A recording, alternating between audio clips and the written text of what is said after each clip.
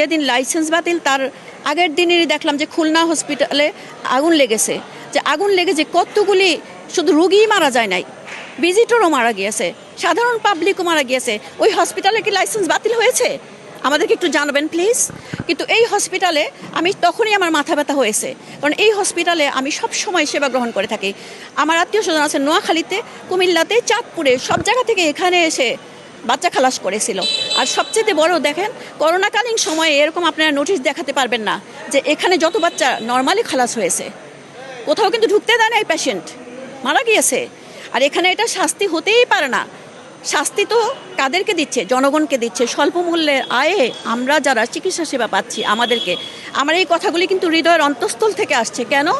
আমি এখানে অনেক সেবা গ্রহণ করেছি।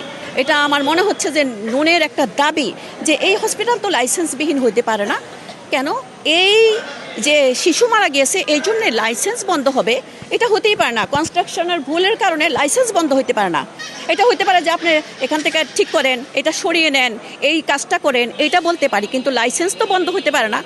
আমার বোন দীর্ঘদিন এখানে ডায়ালিসিস করেছে, দীর্ঘদিন। এত স্বল্প মূল্যে ডায়ালিসিস কোথাও পাবো না। আমরা কিন্তু ঢাকা মেডিকেল যাইনি এমন না, গিয়েছি, অবশ্যই গিয়েছি, কিন্তু আমাদেরকে লং সিরিয়ালে বসে থাকতে হয়। একটা টিকিট কাটি, ঠিক আছে, কিন্তু তারপরেও অনেকের হাতে কিছু পিছন দিয়ে টাকা গুজিয়ে দিলে তারপরে যদি আমরা একটা সেবা পাই, তারপরেও সিট পাই না, আমাদেরকে মাটিতেই ঘুমিয়ে থাকতে হয়। এটা তো সম্ভব না। সেই জন্য আমাদেরকে বাঁচতে দেন, আমাদেরকে শাস্তি দিয়েন না প্লিজ।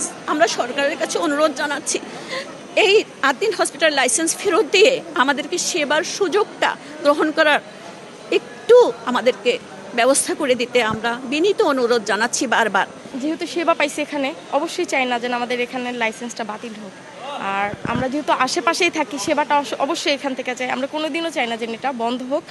আর এখানে অনেক স্টাফ আছে, খালাদের মোটামুটি তো আমরা এখানে যেহেতু আসা হয়, ওনাদের সাথে কথা বলা হয়, তো আমরা চাই না ওনাদের কর্মসংস্থানটা বন্ধ হোক। আসলে এইটা হয়েছে আমাদের দাবি। এখানে আমরা সেই ছোটোবেলা থেকে আমার বাচ্চাদের এখানে আমরা সেবা নিচ্ছি।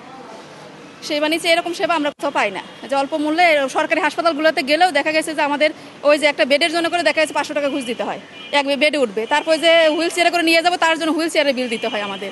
তো এসব থেকে আমরা পাচ্ছি এখানে নিরাপদ, এবং আমরা হচ্ছে যে এখান থেকে আমরা সেবা নিতে চাই।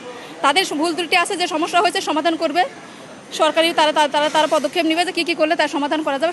অন্যায় হয়েছে তার শাস্তির ব্যবস্থা করবে। তার মানে এই না তার প্রতিষ্ঠান বন্ধ করে দিলে আর এত লোক তারা কোথায় সেবা নিতে যাবে বলেন?